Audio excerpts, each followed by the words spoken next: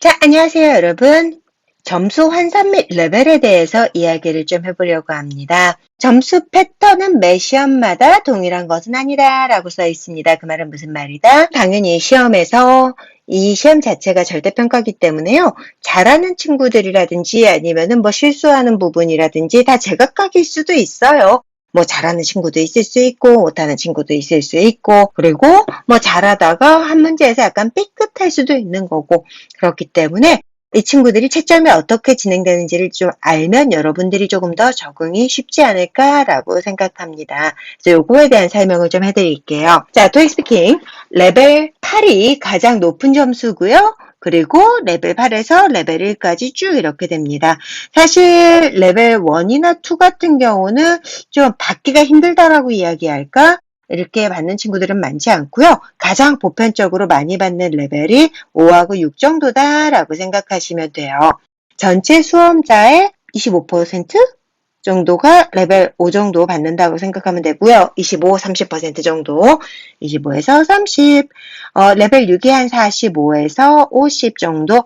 사실 이게 절대적인 수치는 아닙니다. 평균적으로 예전에 ETS에서 시험 끝나고 나면은 시험 평균 통계치를 보여줬었을 때가 있었어요. 그때 제가 확인했었을 때 보편적으로 이렇게 나왔었어요. 시험이 개정된 이후에. 그 전에는 또 수치가 다릅니다. 이거보다 더 낮았고요. 그리고 레벨 7 같은 경우는 보통 한 10에서 15% 정도 받는다라고 생각하면 되고요. 레벨 8은 1에서 한 2% 정도만 받는 점수다라고 생각하면 돼요. 이게 어떻게 해서 이렇게 점수가 되는지를 볼 텐데 지금 보면은 question 1, 2, 3까지 한마디로 파트, 이쪽은 파트 1, 그리고 2, 여기는 파트 3, 4, 그리고 파트 5, 6가 이렇게 나뉘어져 있다라고 보면 돼요. 자, 그러면서 이제 봐야 될 거는 파트 1, 2, 3, 4, 5, 6 이렇게 돼 있지만은 이쪽을 다 보자고요. 이렇게 생각하시는 분들이 있는 것 같아요. 어떤 강사님들조차도 3점 만점인 점수들이요. 합해져서 3 더하기 3 더하기 3 이런 식으로 해서 점수가 나온다라고 이야기를 하시는 분들이 계신 것 같은데 굉장히 좀 잘못 알고 계신 거고요. ETS에서 채점하는 거를 보면 이렇습니다. 파트 1, 2에서는요. 파트 1에서 1번, 2번 문제에서 3점이 총 4개가 나오고요. 그리고 파트 2, 3번 문제에서는 3점이 하나가 나옵니다. 총 합계 5개의 3점이 여기서 쏟아지는데 좀 이상하죠? 여기서 문제 2문제밖에 없는데 왜 이게 이렇게 되는지는 파트 1 설명할 때 제가 자세히 다뤄볼게요. Question number 1 to 3. 이 파트에서요. 레벨 7이나 8 받는 친구들은 모두 혹은 거의 모두 3점이라고 돼 있죠. 여기서 이렇게 관대하게 써 있기는 하지만 보통 레벨 7이나 8 받는 친구들은 전부 3점 만점 받는다라고 보면 됩니다. 레벨 6 받는 친구들이 대부분 3점을 받는다라고 이야기했는데 5개의 3점 중에서 대부분 3점이라고 하면은 적어도 과반 이상 3점이 3개에서 4개 이 정도는 돼야지 된다라는 거 알겠죠? 3점이 2개 정도밖에 없다라고 하면 대부분이 아닌 거죠. 그렇기 때문에 보통 한 3점이 4개, 5개 정도 이렇게 많이 감점돼봤자 한 3개, 4개, 5개 3점 정도가 있을 때 레벨 6 정도를 안전하게 받는다라고 이야기를 합니다. 이유는 이쪽에서는 채점을 할 때 가장 중요하게 보는 게 발음, 억양, 강세. 그러면 파트 1에서 총 3점이 4개가 쏟아지는데 파트 1에서는요. 화면에 써 있는 지문을 연습해서 읽는 것밖에 안 해요. 그리고 채점자들은 그 지문을 읽으면서 듣습니다. 읽으면서 듣는데도 뭐라고? 안 들리는데 이게 지금 뭐라고 하는 거지? 라고 갸우뚱하는 게 많다면은 이 수험자가 읽는데도 불구하고 읽으면서 듣는데도 불구하고 안 들리게 이야기했다면 이 친구가 스크립에 없는 말을 했을 때 채점자가 이 사람의 이야기를 더 알아듣기 쉽게 이야기한다? 알아듣기 어렵게 얘기한다. 당연히 이 친구가 하는 말이 조금 더 이해하기가 어려워질 수밖에 없는 거겠죠. 그렇기 때문에 여기서 대부분 3점이 나와줘야지 다른 파트들의 말을 이해하기가 수월하므로 여기에 써있진 않지만은 여러분들이 생각했을 때 이쪽 이나 이쪽에는 유리 찬장이 놓여져 있다라고 보면 돼요. 발음 억양 강세가 별로 안 좋다라고 하면은 대부분 2점으로 떨어질 가능성이 높은 거고요. 3점이 과반 이상 나와서 3개, 4개 정도 이상만 나온다면은 대부분 말을 알아들어서 레벨 6을 안전하게 받겠구나 라고 생각하면 되는 겁니다. 자, 여기서 대부분 2점이 나왔다, 3점이 안 나왔다 하면은 이 사람의 말을 알아듣기가 그닥 편하진 않기 때문에 레벨 6 이상을 받기에는 이쪽에서 발음 억양 강세에서 매 문항마다 부딪힐 거라는 거 예상하셔야 될 거예요. 오케이? 일부 1점이 나왔다라고 한다면 그 말은 무슨 말이다? 이 친구가 하는 말을 정말 채점자가 알아듣기 힘들다. 영어라기보다는 모국어에 가깝게 이야기를 하고 있기 때문에 맞는 말을 다른 파트에서 한다고 하더라도 알아들을 수가 없어서 점수를 받을 수가 없는 케이스들이다 라고 생각하면 될 것 같아요. 레벨 6 이상을 받으려면 지금 딱 보면 알겠지만은 파트 1, 2에서 대부분 3점이 과반 이상에 나와줘야 됩니다. 그러면 파트 1, 2를 잘해야지 레벨 6 이상을 잘 받을 수 있군 이라고 생각하겠죠? 지난 영상을 봤던 분들이라면 알겠지만은 제가 뭐라고 했었냐면요. 레벨 7, 8을 받으려면은 이쪽 마지막 5점 만점짜리인 요 파트들을 잘해야 된다라고 이야기했습니다. 보면 알겠지만 레벨 8을 받으려면은 10번, 11번 문제 다 5점 만점이 나와줘야 되고요. 레벨 7 받으려고 한다면 적어도 평균이 4점이 나와줘야 돼요. 두 문제 다 4점이거나 한 문제가 4점, 하나는 5점 이렇게 돼도 평균 4점이기 때문에 평균 4점이 나왔을 때 레벨 7. 여기 중요합니다. 레벨 6이나 레벨 5나 지금 어때요? 지금 다 봤을 때 둘 다 평균이 3점인 거 보이나요? 그 말은 무슨 말이다?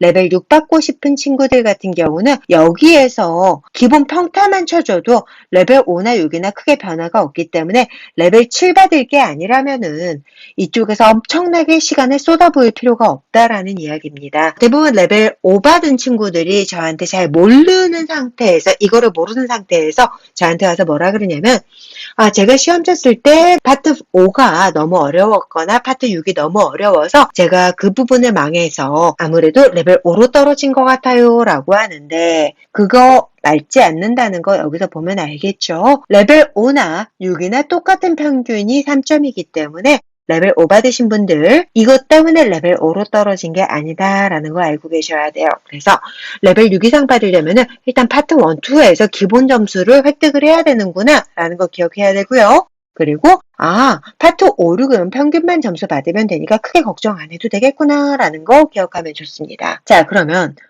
얘가 레벨 6 그리고 얘가 레벨 7이나 8 이렇게 된다라고 한다면 이 친구의 목적은 뭐예요? 이렇게 되겠죠? 이 친구들이 엄청나게 중요한 목적을 띠고 있습니다. 레벨 5나 레벨 6이나 지금 보면은 110점도 있고 120점도 있고 130, 140, 150 이렇게 3단계로 되어 있고요. 레벨 7도 마찬가지 160, 170, 180 이렇게 3단계로 나뉘어져 있습니다. 그 계단 130일지, 140일지, 150일지를 판단하는 게 바로 이 파트 3, 4의 역할이다 라고 보시면 돼요. 파트 3, 4에서는요. 총 6문제를 풀게 됩니다. 총 6문제에 3점 만점을 받게 되는데 6문제 중에서요. 여기 뭐라고 써있냐면 레벨 6을 받으려면 모두 2점 혹은 그 이상을 받아야 됩니다. 라고 이야기했어요. 그 말은 무슨 말이냐면은 총 6문제 중에서 전부 다 2점만 받아도 레벨 6을 받을 수 있다라는 이야기. 자, 그 말은 단 한 문제도 3점 만점이 안 나와도 레벨 6에 130을 받을 수 있다. 이렇게 되는 겁니다. 근데 만약에 한 문제라도 1점이 나왔다. 라고 한다면 바로 레벨 5로 떨어질 수 있다라는 의미가 되는 거죠. 전부 2점을 받는 게 중요한 겁니다. 1점으로 떨어지면 레벨 5로 떨어질 수 있다는 거 기억해 줘야 돼요. 전부 2점이면 130이라고 이야기하는데 이렇게 됩니다. 이론적으로는 이런 거죠. 총 6문제이기 때문에 단 한 문제도 3점이 없다라고 하더라도 레벨 6 130을 받습니다. 자, 여기서 이렇게 시작할게요.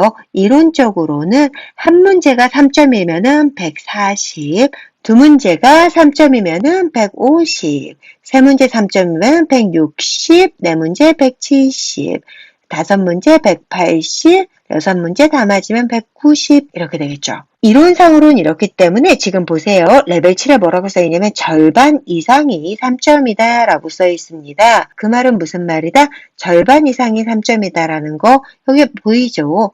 3문제 이상 맞아야지 160이 된다라는 거. 160부터 레벨 7인 거 보이나요? 그래서 이 경우 생각해 볼 수 있겠죠. 만약에 여기서 평균이 4점이 나왔다 하더라도 절반 이상이 3점이 안 된다.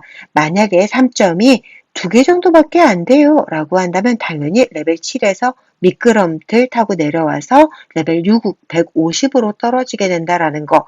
이해되나요? 3문제 이상은 무조건 맞아야지 레벨 7 이상을 받을 수 있구나 라고 하지만 레벨 7 이상 받고 싶으신 분들은 이게 진실입니다. 근데 레벨 6에서 130에서 140으로 가시고 싶으신 분들 잘 들으세요. 130에서 140으로 갈 때 3문제 3점이라고 해서 140 나오진 않아요. 제가 아까 이야기했죠. 어디까지나 이론적인 거라고.